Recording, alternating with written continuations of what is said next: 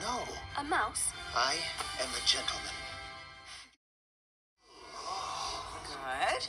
Excellent. There's a right way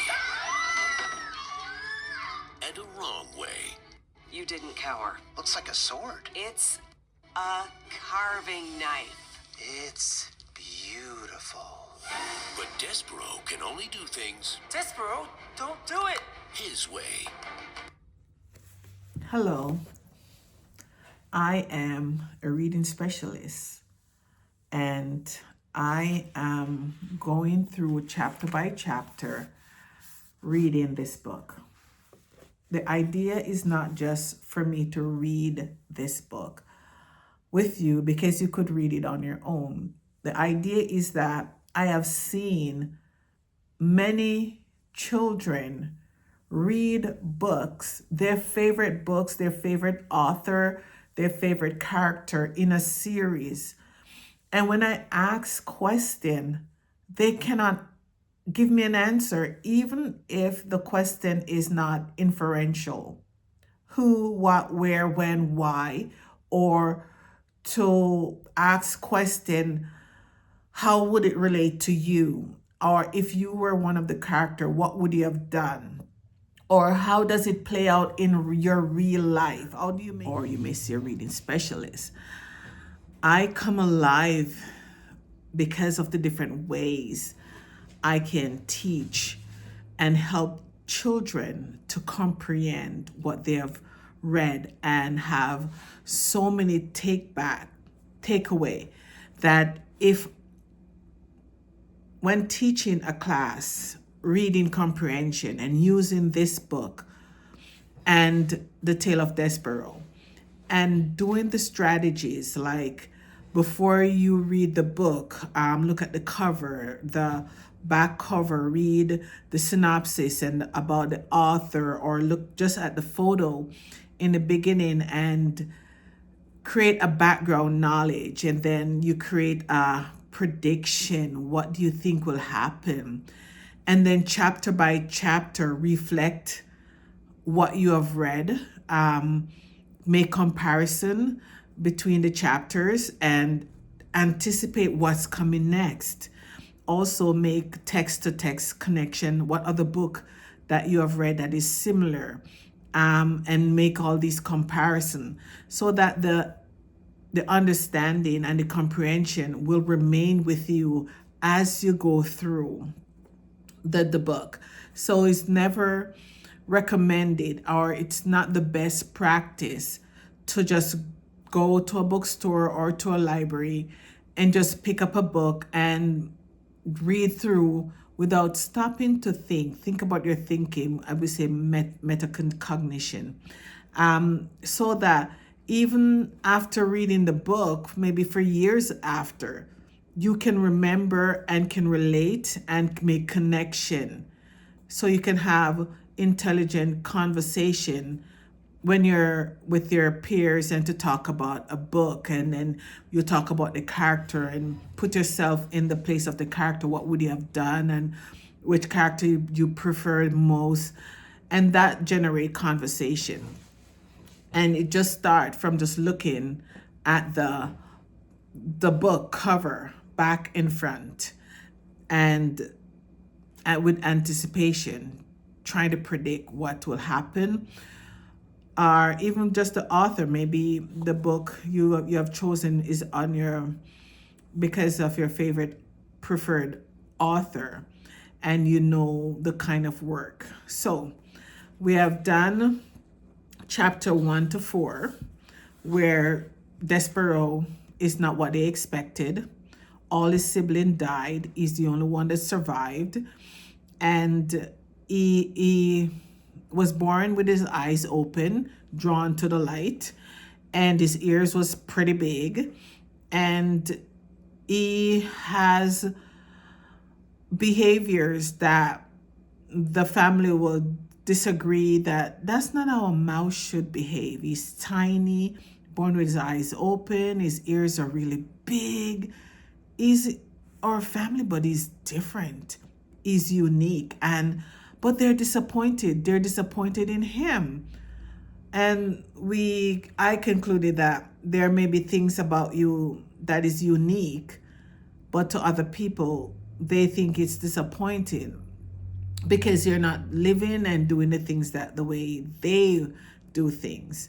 But always remember, you have a purpose. That's why you have a unique gift, and that's why you're unique to fulfill certain purpose. So we're going to continue. The last time we checked, chapter 4, Despero was doing something that he shouldn't have had done. Reveal himself to human, and there was the king playing music and singing, not only for Princess P, but also for Despero. And drawn by the music, this is a mouse, drawn by the music, he revealed himself to the humans, which should not have been. So we wanted to know, will he become a pet for the princess? The king couldn't see well, so he thought it was just a bug. Is Despero in danger? Let's see. So chapter 5, what Farlow see, that's the brother. The Princess P looked down at Despero. She smiled at him.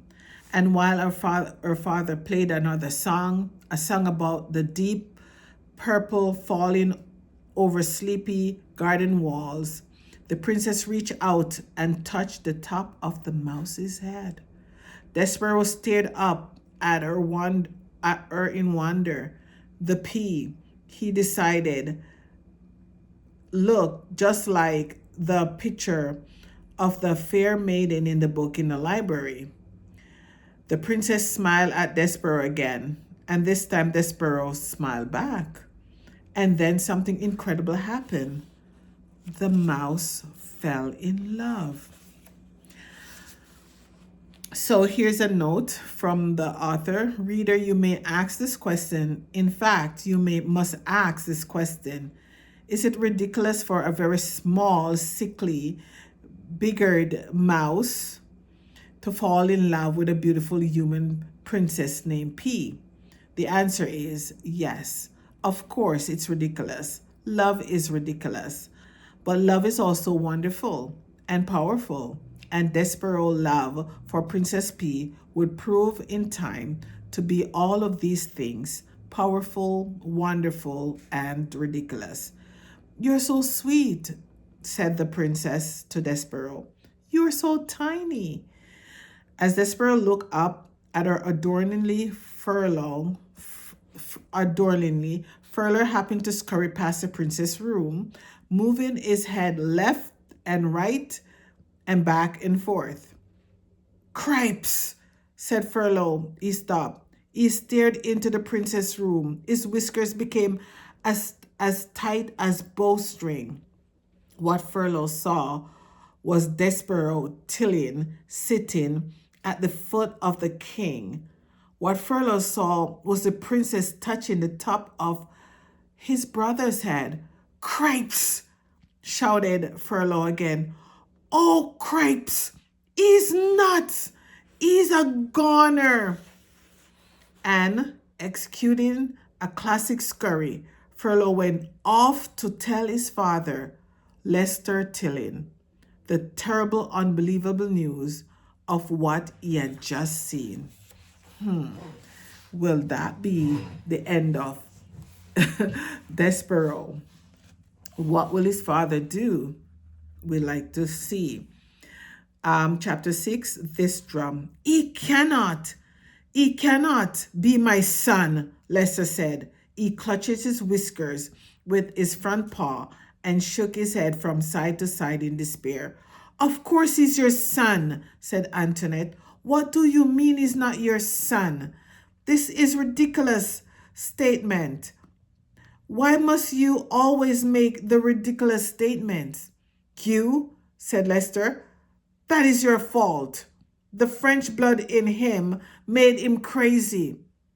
C'est moi, said Antoinette.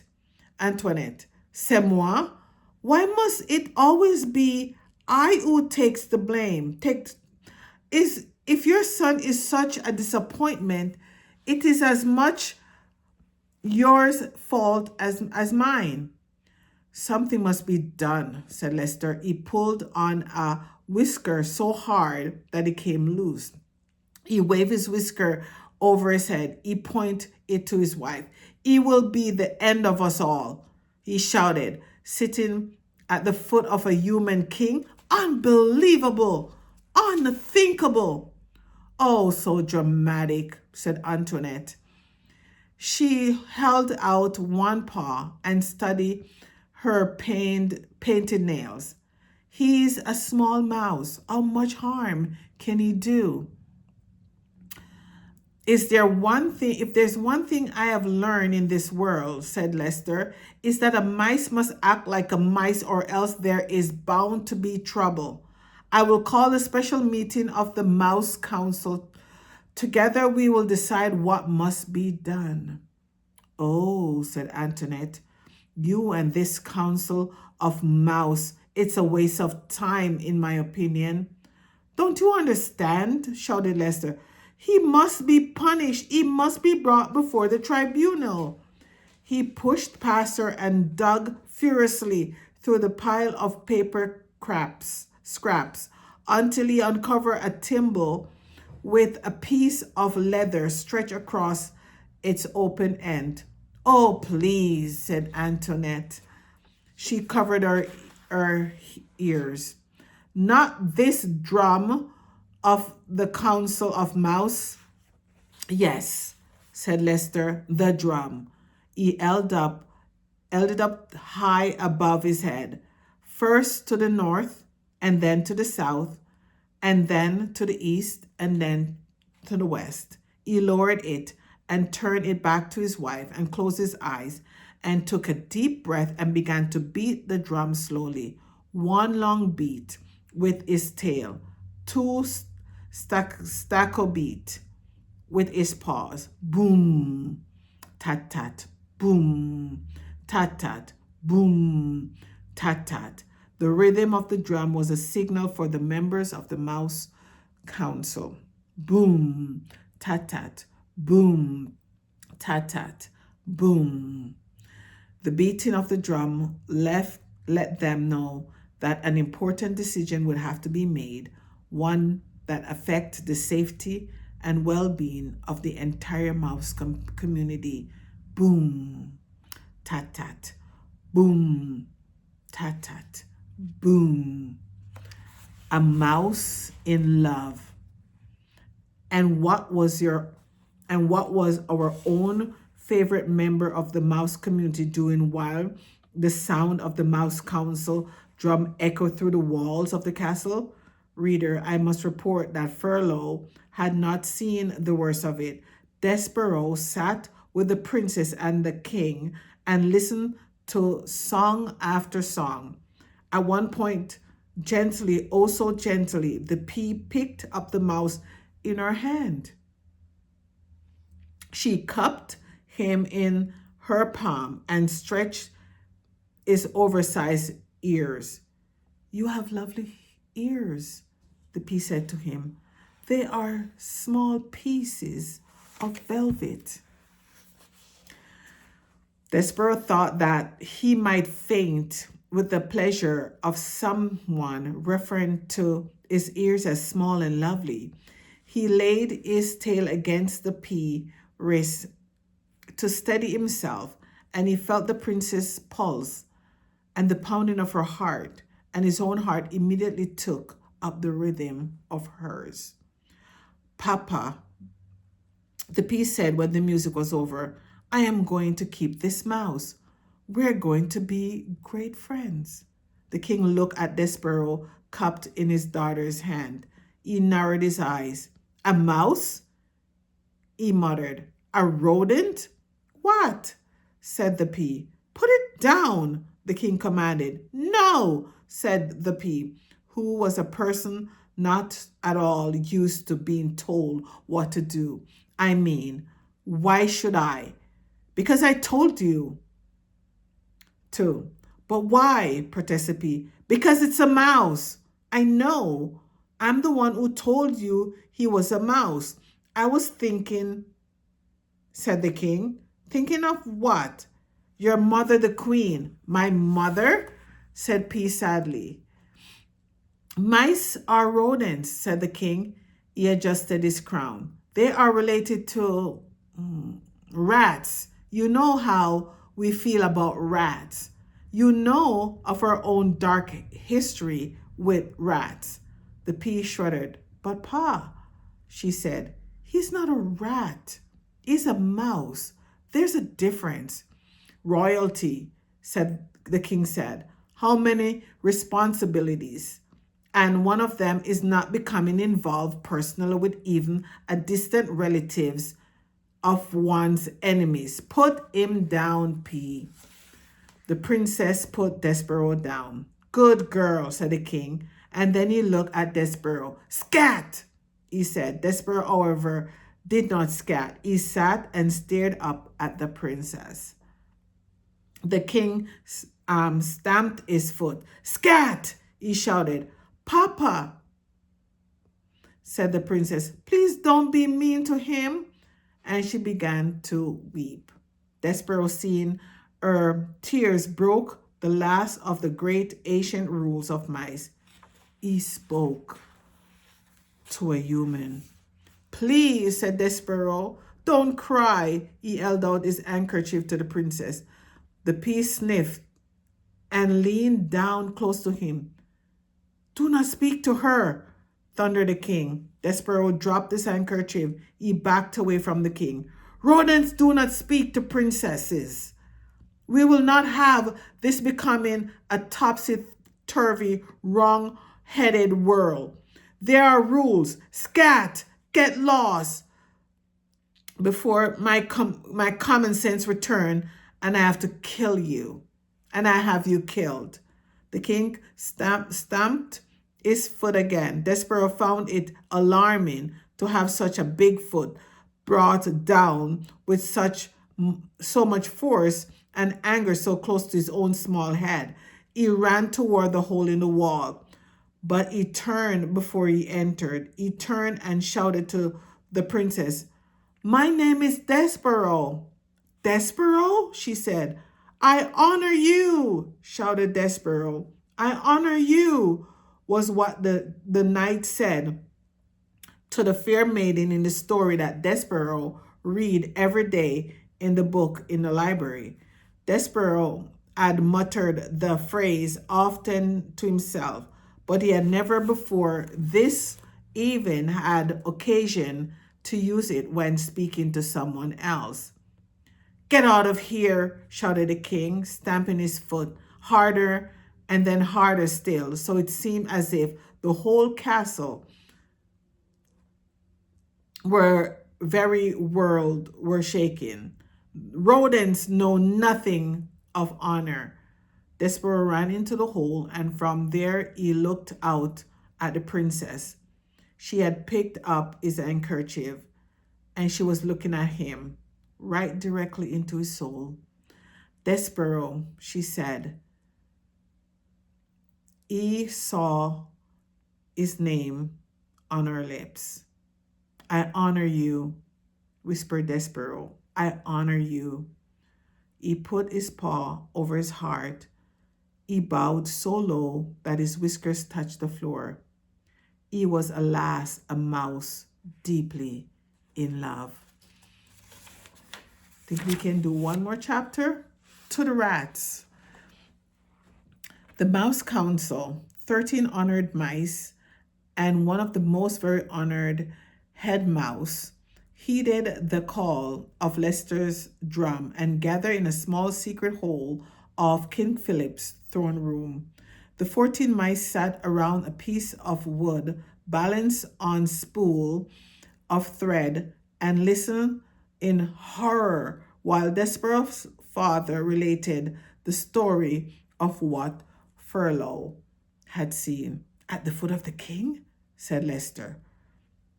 His finger right on top of his head, said Leicester.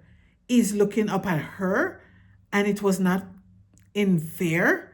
The Mouse Council member listened with their mouth open. They listened with their whisker drooping and their ears flat against their head. They listened in dismay and outrage and fear.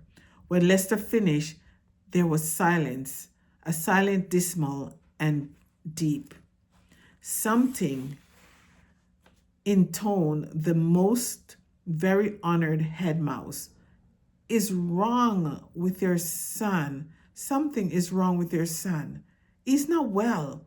This goes beyond his fever, beyond his large ears, his lack of growth.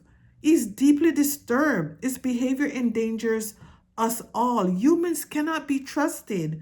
We know this to be an indisputable fact. The mouse who consorted humans, a mouse who sit right at the foot of a man, a mouse who would allow a human to touch him. And here, the entire Mouse Council indulge in a collective shivering disgust, cannot be trusted. This is the way of the world, our world.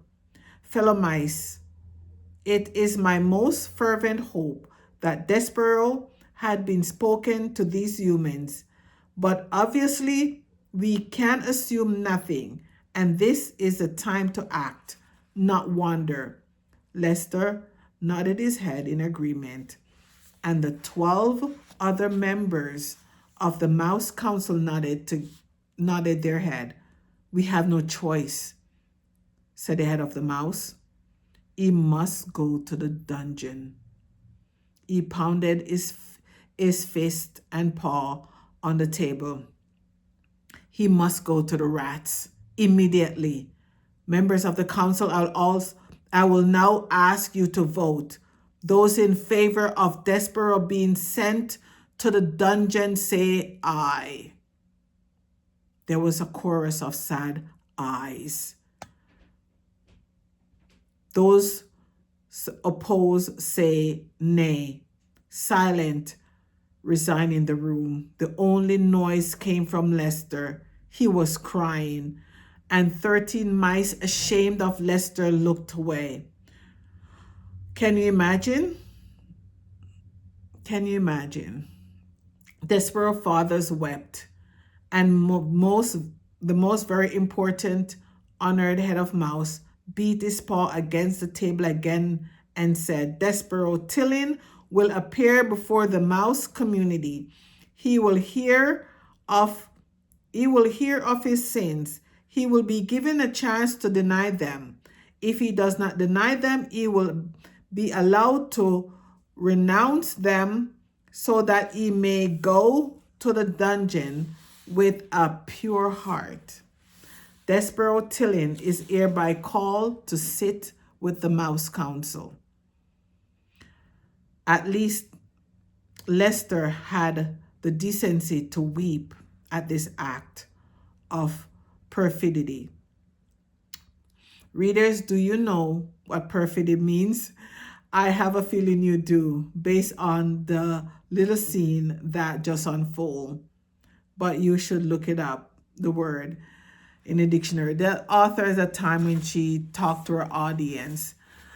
But I'll give you a time to reflect. It's getting worse and worse for Despero. He's doing things that no one in his family does. He looks differently. He's in stature. His ears is tiny. He was born with his eyes open. He doesn't like to scurry like the other mouse. He wants to read.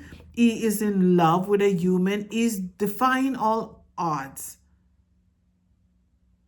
And what do we do when people are different from us? Like his sibling, they did everything so that he would act more like a mouse. But the more they tried, they had to give up. And here he is, in love. And I wonder, the story that he read in that book, had he read it so often that he's beginning to act it out? You know, like children watching their favorite TV show, and they take on the character of their favorite character, and they start acting out. And I've seen a child move to an area where they have more access to television. The child was not was just an ordinary child, but not mischievous, not disobedient. And the child start watching all these Disney movie, and then all of a sudden the child, get out of my room, leave me alone. They start becoming what they have read. That's why I said, be careful what you read and how you analyze text, because if you take on the character, it's not always good. Despero, the character of Despero, what is telling me that I'm unique, you're unique. There's something about you that is unique, and you have a different purpose, and not to be swayed by people want you to be like them, even if it's your family, even if it's your best friend. It doesn't matter. If that person is trying to have you live the average life, when you know deep in your heart you have a passion for something more that is good, that can help others and make your community, contribution to your community or your state or your country or your province, then that is good. So Despero, it's getting worse. And the father gave him up. The father gave him up. And now they want to send him to the rats. But when we look at the story and think about the king said something about the rats. And I don't think going to the dungeon, we know dungeon from previous story, if you look back, what you think about a dungeon is never a place good. But now there seem like the rats are worse than being a mouse or mice. So it seemed like things are going to get worse for Despero. I want to read one more chapter because now he is sentenced, and they said they'll give him a chance to deny if this is what he did.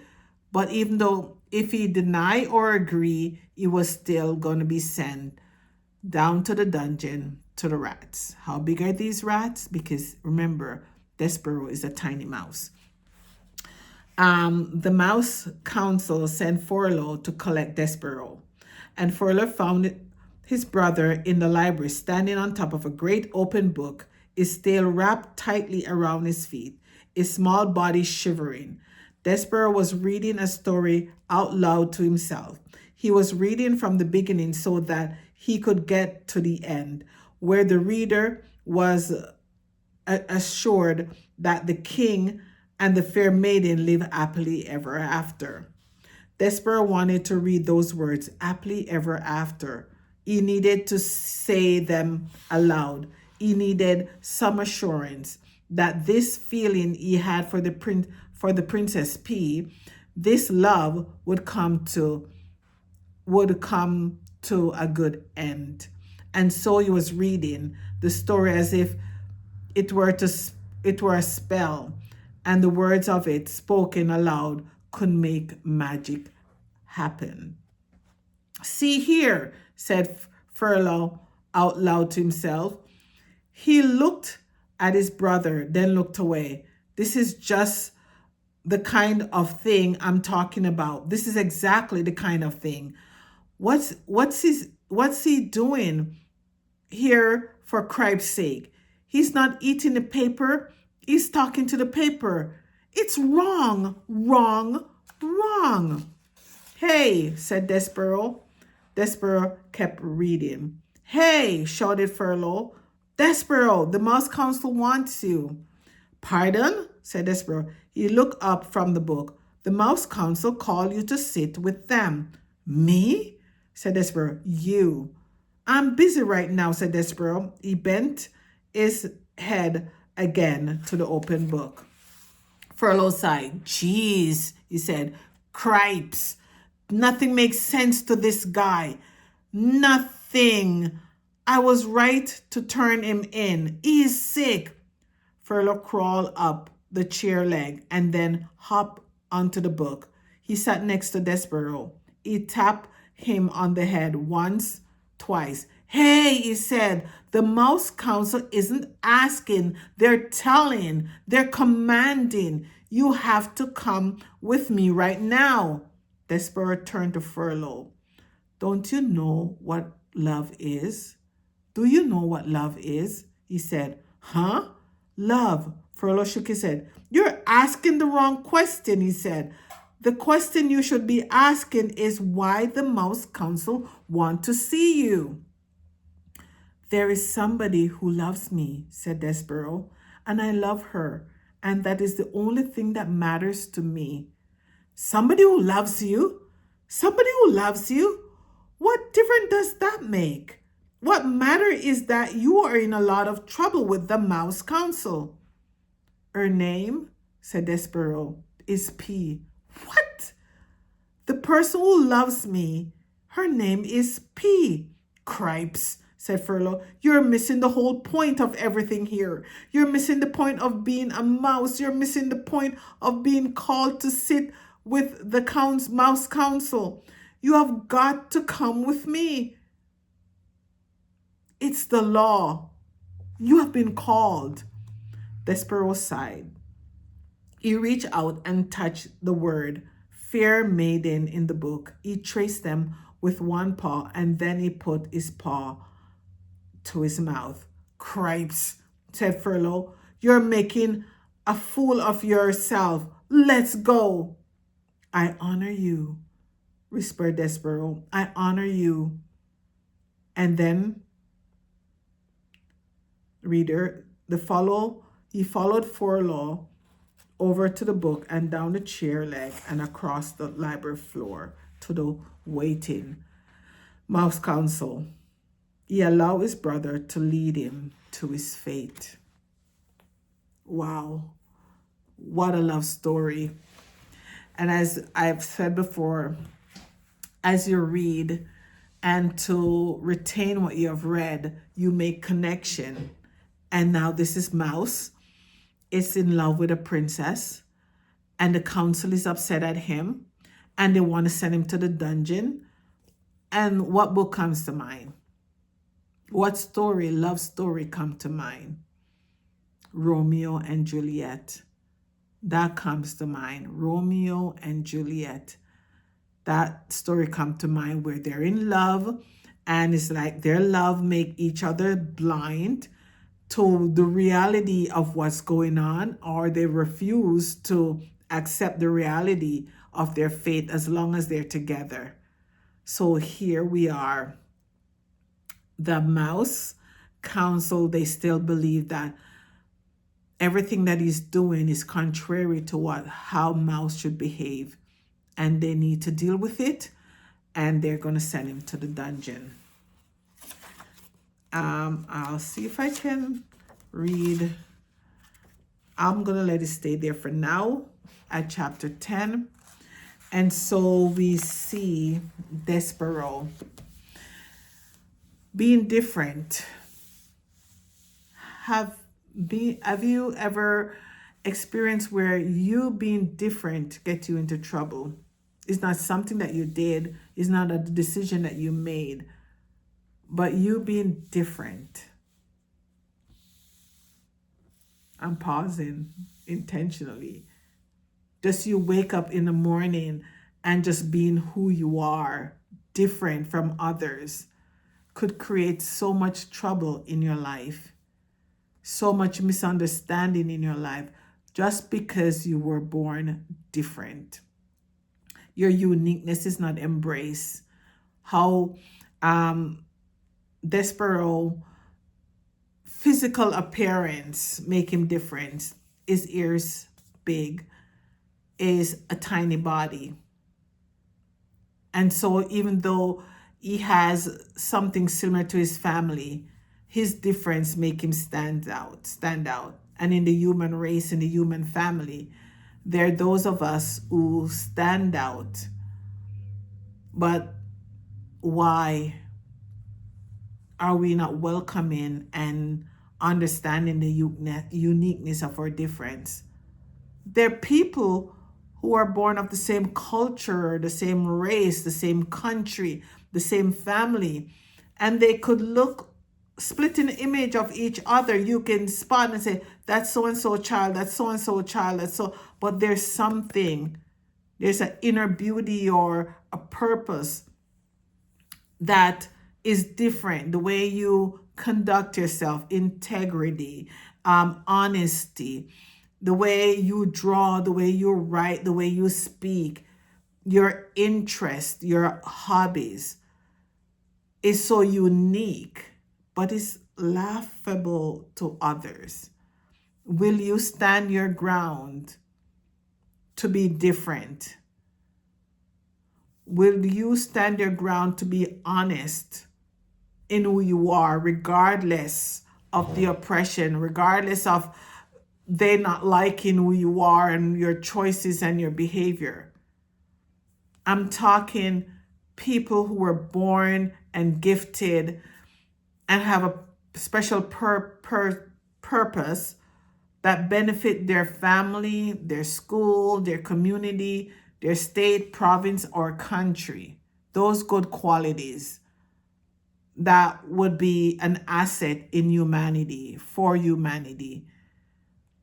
Would you walk away from that and say, I'm not dealing with the pressure? So I'm following Despero. I'm hoping that you're not like Farlow that complain, oh, my sibling is doing something different. We are bikers. We shouldn't drive cars. We are mathematician. We shouldn't want to be actors. We are writers. We don't want to do sports. Whatever it is, would you complain and tattle on your siblings because they're different from you and you don't understand why, rather than finding why they are the way they are and understanding the difference and embracing it? And the parents, the adult, they look at this child and this child is different. Their disappointment, everyone in the leader except Despero survived. And that should be a joyous moment. Wow, one survived. One survived. But instead they look, oh my gosh, he's tiny, his ear is big, he was born with eyes open, he's gonna die anyway. And it seemed like Despero was happy when the sibling gave up on him. He was happy and he moved on and was happy to do whatever he wants to do, but it's not over with him. And so this is a conversation you have, and it's good to read in a book club and read with someone so you can voice your thought and share your thinking and have an idea, and you can look at the text from the different character's point of view. You know, you can justify or disagree with the parents, the Mouse Council. Despero, why don't you want to be like one of us? Why you're a mouse? Why are you acting different? Why do you have to want to be different and not like us? And the sibling trying to make him be like them. So when you read a book, if you could have someone to read that same book and then have a conversation, if it is not assigned to you at your school, you can have friends and start a book club. And so you can have this conversation, and then when you're done reading the book, the impact you will have, it will bring out your thoughts and your thinking and your preference and your intelligence, emotional intelligence, the way you respond to Despero, poor Despero, if you think Despero need empathy, or the mother who have lost all her leader except one, empathy. And so the conversation will increase your understanding, your intelligence, and then when you go for the next book, you're more learned, you have more understanding and knowledge, and you have more reference to go into the other book. As a reading specialist, I'm encouraging you to start a book club, read with someone, read and reflect. make prediction by looking at the cover, reading the cover and the back cover, see the reviews, um, think of anything you think the book will be about based on the cover. And as you go from chapter to chapter, read and reflect. Read and reflect. Make connection to other books. Make connection to the world. Make connection to yourself. Which character fits you the most? Which character? And then you may start and say, this character is more like me. And then you may change because the character may do something that you don't like. But that's another discussion. So read a lot and have that discussion. You can start a book club